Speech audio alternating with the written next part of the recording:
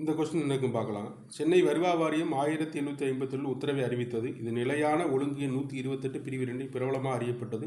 நிலையான ஒழுங்கின் நோக்கம் என்னன்னு கேட்டிருக்காங்க. அரசாங்க வருவாய் சேவையில் பிராமணர் எண்ணிக்கையை கட்டுப்படுத்துதல்.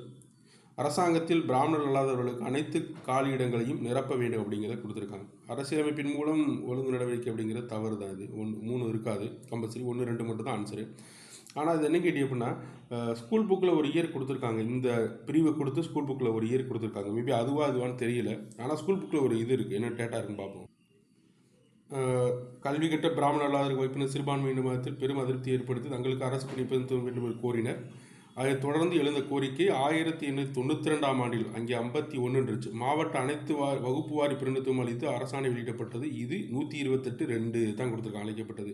இந்த சென்னை மாகாணம் முழு விரிவுபடுத்த வேண்டும் என்று அமைக்கப்பட்டதுன்னு கொடுத்துருக்காங்க. மேபி இயர் தப்பால் அந்த இயர் வந்துச்சு, அந்த நெட்டில் தேடுறப்ப அப்படி தகவல் கிடைக்கல.